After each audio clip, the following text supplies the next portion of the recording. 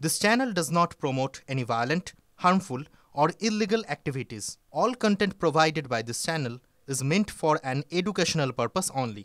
Cancer Healer Center, a new beginning. Jammu কাশ্মীরের জঙ্গি এবং বাংলাদেশি জঙ্গিদের সঙ্গে যোগের অভিযোগ করছেন। প্রমাণ দিতে পারলে একদিনে মুখ্যমন্ত্রিত্ব ছাড়ব, শুভেন্দুকে চ্যালেঞ্জ মমতার। বিরোধী দলনেতার বিরুদ্ধে প্রধানমন্ত্রীকে চিঠি দেওয়ার হুঁশিয়ারি দিলেন তিনি। আর এর পাল্টা জবাব দিয়েছেন বিরোধী দলনেতা শুভেন্দু অধিকারীও। আমাকে বলেছে আমি নাকি হিন্দু ধর্মকে তাচ্ছিল্য করি আর আমি মুসলিম লীগ করি। আমাকে এই জীবনে এসেও শুনতে হবে এত সংগ্রাম করার পর যে জম্মু কাশ্মীরের টেরোরিস্টদের সাথে আমার সম্পর্ক আর বাংলাদেশের সাথে টেরোরিস্টদের সাথে আমার সম্পর্ক। আমি স্পিকার স্যার বাংলার মানুষকে বলবো, যদি প্রমাণ করতে পারেন একদিনে মুখ্যমন্ত্রিত্ব ছেড়ে দিয়ে চলে যাব। কিন্তু আপনি মুখের ভাষায় আপনি বিরোধী দলনেতা হিসাবে যে অ্যালিগেশন করেছেন আমি প্রধানমন্ত্রীকে চিঠি দিয়ে জানাবো, এ কথা আপনি বলতে পারেন কিনা? আর যদি আমি টেরোরিস্ট হই প্রধানমন্ত্রী আমাকে জানাবেন। মুখ্যমন্ত্রী মমতা ব্যানার্জি আপনার রাজ্যে 7 শেখ আনসারুল বাংলা তিনি 1.5 বছর ধরে মুর্শিদাবাদের হরিহর পাড়ায় খাজেরি মাদ্রাসা চালালেন। আপনার পুলিশ কেন জানতে পারল না? আপনার বিডিও এসডিও ডিএম কেন 7 শেখের নাম ভোটার লিস্টে তুলল? আপনি আজকে ছাপাই দিয়েছেন ব্রাহ্মণবাড়ির সন্তান ব্যানার্জি নাম, যোগেশচন্দ্রে পড়িনি, যোগমায়াতে পড়েছি। আজকে আপনার বক্তব্য একটু অন্যরকম ছিল। আপনি কত বড় হিন্দু, কত বড় রাষ্ট্রবাদী, আপনি মুসলিম নয়, আপনি মুসলিম লীগ নয়, আপনি তোষণ করেন না, আপনি মৌলবাদ করেন না, আপনি এসব আপনি চেষ্টা করেছেন। মুখ্যমন্ত্রী মমতা বন্দ্যোপাধ্যায় এবং বিরোধী দলনেতা শুভেন্দু অধিকারী উভয়ের মধ্যে রাজনৈতিক চাপানুতর পাল্টা চলছে, কিন্তু এর ফলে রাজনৈতিক মহল উত্তপ্ত হয়েছে। কি বলছেন অধীর রঞ্জন চৌধুরী, কি বলছেন মীনাক্ষী মুখোপাধ্যায়, শোনাবো। নাটক হবে, যত নির্বাচন এগিয়ে আসবে তত দিদি দেখাবে যে এখন মুসলমানদের জন্য লড়তে লড়তে আমি প্রায় শেষ হয়ে গেছি। আর এই দিদির আমলে পশ্চিমবঙ্গের সব থেকে বিজেপির বাড়ন্ত হলো। আজকে এই বিজেপি আর মমতা ব্যানার্জি অর্থাৎ মোদী আর দিদির এই লড়াইটাই লাভ হবে একদিকে দিদির, লাভ হবে একদিকে মোদীর। এই সমীকরণে এই রাজনীতিটা হচ্ছে।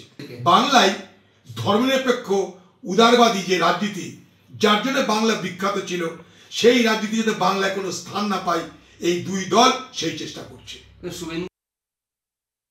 বিধানসভার ভেতরে সরকারি দল আছে তৃণমূল কংগ্রেস আর বিরোধী দল আছে বিজেপি। সরকারি দলের সর্বোচ্চ জায়গায় রয়েছেন রাজ্যের মুখ্যমন্ত্রী মমতা ব্যানার্জি, বিরোধী দলনেতা পুরনো তৃণমূল নতুন বিজেপি শুভেন্দু অধিকারী। ফলে তো নিজেদের এজেন্ডার কথা বলে যাচ্ছে, আর বিধানসভাতে তো বামপন্থীরা নেই, ফলে সাধারণ মানুষের কথা বলার জায়গা নেই। তাই শিক্ষা, স্বাস্থ্য, কাজের জায়গা, রাস্তাঘাট, মানুষের অফিস আদালত এইসবের কথা ব্রাত্য। আর এটা প্রথম নয়, 13 বছর ধরে তাই চলছে। মামলা ধামাচাপা না দেওয়ায় আইনজীবীর বাড়িতে আগুন ধরিয়ে দেওয়া হলো। সেই আগুনেই দগ্ধ হলেন অভিযুক্ত। ডানলপে আতঙ্ক ছড়িয়েছে। 5ই ডিসেম্বর আত্মহত্যা করেছিলেন শিক্ষিকা জসবীর কৌর।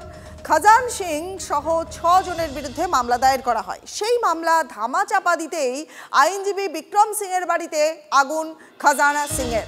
সেই আগুনেই দগ্ধ হয়ে নার্সিংহোমে অভিযুক্ত খাজান।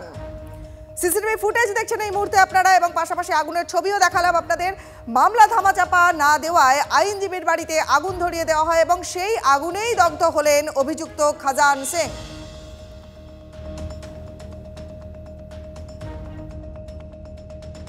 বিভৎস ঘটনা।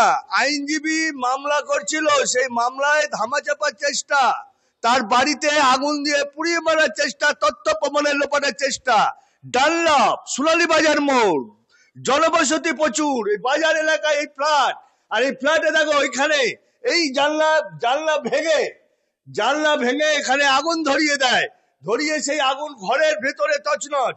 আমি যদি একটু দেখাই যে কিভাবে আগুন অগ্নিদগ্ধ হয়ে গেছে ঘরের ভেতর। দেখো পুরো পুড়ে ছাই। আইনজীবী বিক্রম সিং তিনি পাঞ্জাবে রয়েছেন, তার বাড়িতে এই ঘটনা, তার ল্যাপটপ পুড়ে ছাই, তার ল্যাপটপ দেখছো, ল্যাপটপ পুড়ে ছাই। এই ঘটনায় যথেষ্ট আতঙ্কিত তার পরিবার এবং এলাকাবাসী। উনি আগে 11টা 15-তে সিঁড়িতে উঠে এখানে দেখে গেছে, সোমবারে এখানে রেকি করে গেছে। তারপরে ও 2টা 18-তে দুজন সঙ্গে নিয়ে ও সিঁড়িতে অন্যদিকে উঠে এখানে আগুন পুড়িয়ে গেছে। সে আমাদের পুরো বেড, তারপরে আমার ভিতরে সোফা ওয়ারিং পুরো নষ্ট, এসি ব্লাস্ট হয়ে গেছে, তার দাদার ডকুমেন্টস আছে অনেকগুলো, সব নষ্ট হয়ে গেছে। হাওড়া রামতার দিকে নজর রাখবো। সেখানে নতুন রাস্তায় প্লাস্টিক কারখানায় ভয়াবহ আগুন লাগে। রাত 12টা নাগাদ আগুন লাগে। আগুন নেভানোর কাজে দমকলের 6টা ইঞ্জিন সক্রিয়। কথা বলবো, আমাদের সহকর্মী সুপ্রদীপ রয়েছেন আমাদের সঙ্গে। সুপ্রদীপ, এখনকার কি পরিস্থিতি? দেখো, এখনো পর্যন্ত কিন্তু আগুন কিছুটা নিয়ন্ত্রণে আসলো, পুরোপুরি কিন্তু নিয়ন্ত্রণে নেই। কারণ হচ্ছে যেহেতু বড় আগুন, 6টি ইঞ্জিন কিন্তু ঘটনাস্থলে কাজ করছে। গতকাল রাত্রি 12টা নাগাদ থেকে কিন্তু এখনো পর্যন্ত ইঞ্জিন ওই ঘটনাস্থলেই কাজ করছে। তবে এই যে প্লাস্টিক কারখানা, যেহেতু প্লাস্টিক কারখানা, তার জন্য আগুনটা কিন্তু এখনো পর্যন্ত ধীরগতিতে হলেও কিন্তু আগুনটা রয়েছে। সেই জন্যই দমকল বাহিনী চেষ্টা করছে যাতে আগুনটা নিয়ন্ত্রণে আনা সম্ভব হয়। মোটামুটি 10 ঘন্টা হতে চললো, এখনো পর্যন্ত আগুন নিয়ন্ত্রণে নেই। হাওড়ার আমতার ছবি দেখছেন এই মুহূর্তে। নতুন রাস্তায় প্লাস্টিক কারখানায় রাত 12টা নাগাদ ভয়াবহ আগুন লাগে।